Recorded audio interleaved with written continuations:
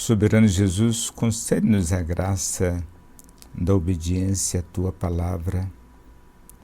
Concede-nos a graça de um coração disposto, inclinado a obedecer a Tua verdade revelada. Amém e amém. Amigos, chegamos ao capítulo 17 de 2 Reis. Vamos dar como título a esse estudo de hoje o seguinte título ao estudo de hoje: O fim de Israel, pecado sem freio e juízo sem escapatória. O que nós vamos tratar hoje? Que esse capítulo aborda? Ele fala sobre a queda de Israel e mostra que a paciência de Deus tem limite. Sua palavra haverá de se cumprir, sim. A palavra de Deus não cai por terra. Deus cumpre a sua verdade, tanto para salvar como também para julgar. Ou seja, Ele cumpre as suas promessas graciosas, mas também cumpre as suas ameaças. 2 Reis 17 é um marco irreversível. O reino do norte, Israel, deixa de existir. Depois de séculos ignorando o profeta, zombando da palavra e repetindo pecados desde Jeroboão I, o povo é levado cativo pela Síria. Aqui Deus mostra que a sua misericórdia é imensa, mas a sua justiça é certa. Enquanto Israel desaparece, Judá ainda permanece, não por merecimento, mas porque Deus resolve honrar a sua palavra, a sua promessa feita a Davi. Então isso faz com que o reino do sul, Judá, se estenda mais um pouco. Deixa eu só dizer uma coisa para você. Como é que se dividiu, como é que o povo hebreu, como é que os reinos foram divididos? Foram 3 reis que nós podemos dizer assim que fizeram parte do reino unido: Saul, Davi e Salomão. Depois de Salomão, depois de Roboão, com o início do governo de Roboão, o reino se divide. Então fica durante um período, que é o reino dividido, de 931 até 722. Então nesse período o reino está dividido.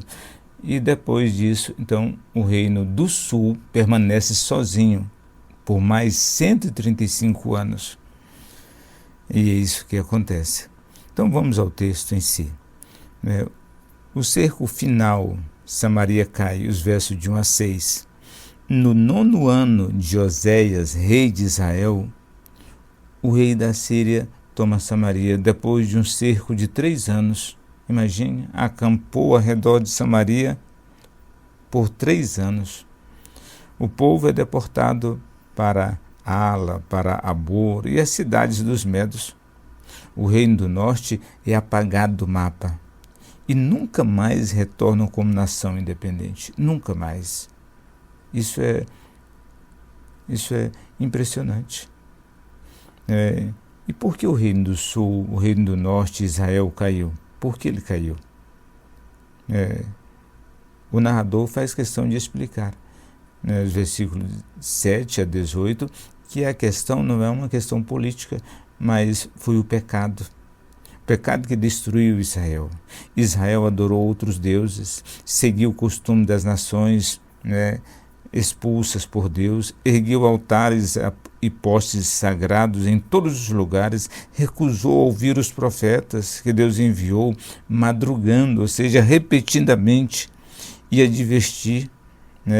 Esses profetas foram enviados para advertir Israel.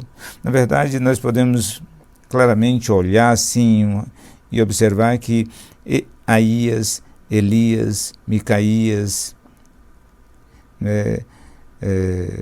Eliseu, Amós, Jonas, Oséias, Isaías, todos esses profetas, eles profetizaram no reino do norte.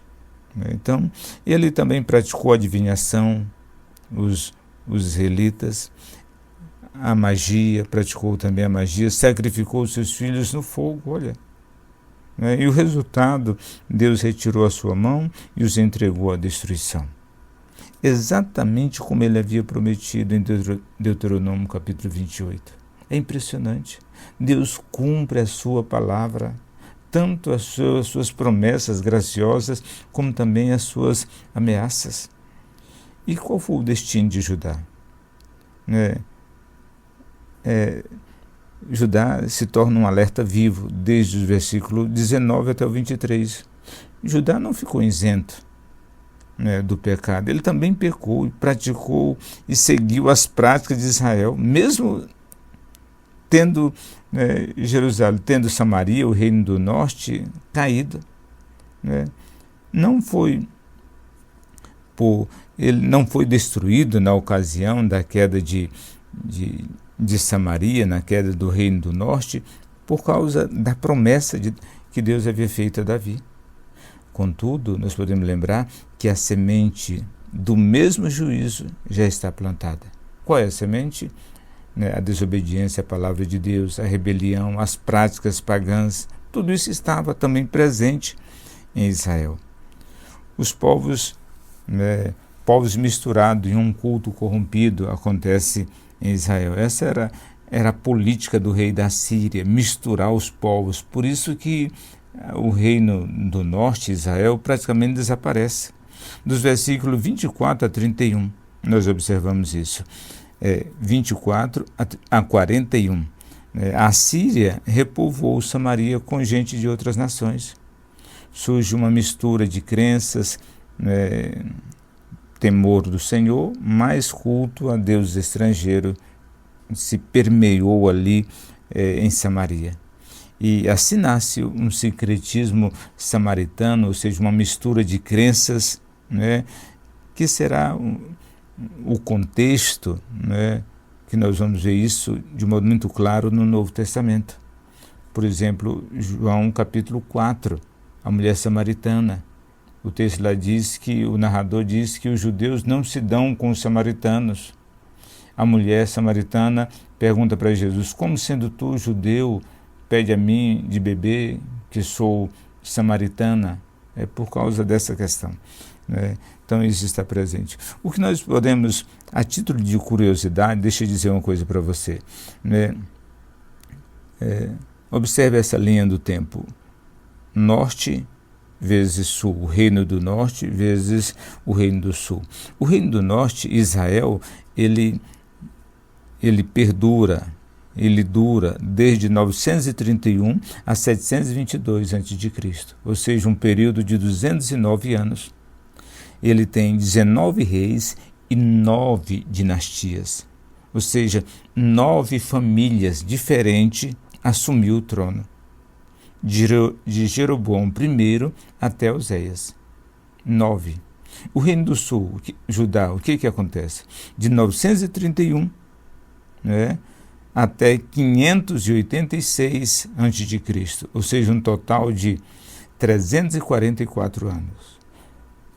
Durante esses 344 anos, 19 reis assumiram o trono, a mesma quantidade, só que apenas uma dinastia, apenas a família de Davi permaneceu ali. Judá sobreviveu a Israel durante 135 anos, e foi preservado por causa da fidelidade de Deus à aliança davídica. Deus havia feito uma promessa a Davi que os seus descendentes sempre ocupariam o trono. Então assim Deus cumpre a sua palavra. Quando Israel caiu, a Síria chegou em Jerusalém, chegou às portas de Jerusalém. Em 722, o reino do norte caiu e logo em seguida a Síria cercou Judá, chegando assim às portas de Jerusalém. O texto de Isaías, capítulo 36 e 37, narra esse acontecimento. E Deus, no entanto, protege a nação, a cidade, o reino do sul, por amor a Davi. Deus diz claramente em Isaías 37, 25, 37, 35, 37, 35, eu livrarei Jerusalém por amor de mim mesmo e por amor do meu servo Davi.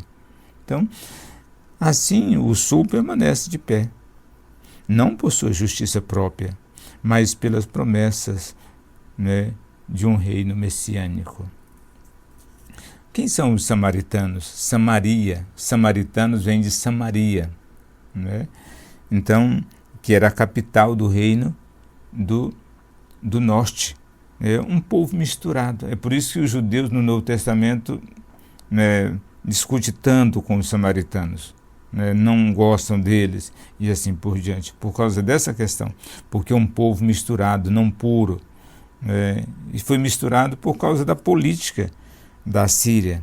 Após o exílio, a Síria repovoou Samaria com povos estrangeiros, misturou os povos, era uma prática da Síria. Então surge um sincretismo, uma mistura de religiões, que dá origem aos samaritanos, e nós vamos ver isso no Novo Testamento. Como eu já citei e mostrei que João 4 trata sobre esse assunto. A título de reflexão, nós podemos dizer o seguinte: João Calvino ele diz o seguinte: Deus adverte, espera, suporta, mas jamais abdica, jamais deixa de lado a sua justiça. Lembre sempre disso. Lembre sempre dessa verdade, não esqueça. Matthew Henry, ele diz o seguinte: quem recusa ouvir os profetas, cedo ou tarde ouvirá soldados invadindo suas portas. Foi isso que aconteceu. R.C. Sproul diz o seguinte, que quando Deus retira sua mão, o juízo vem por meios humanos, mas de origem divina. Quando Deus retira sua mão, o juízo vem por meios humanos, mas de origem divina. Thomas Watson, ele diz da seguinte forma: o pecado é doce na boca, mas amargo na eternidade. Ou seja, o juízo, as consequências do pecado são terríveis. Vamos concluir o estudo dizendo o seguinte, que 2 Reis 17 é o obituário de um povo que brincou com a paciência de Deus. Israel morreu espiritualmente antes de cair politicamente. Judá, que observe e tema. Quem rejeita a palavra acaba recebendo, acaba rejeitado pelo Deus da palavra. Vou repetir. Quem rejeita a palavra acaba rejeitado pelo Deus da palavra. E assim, ainda assim nós podemos dizer, do remanescente virá o Messias. Do remanescente de Judá, rei fiel, que reunirá as tribos perdidas e salvará pecadores de todas as nações.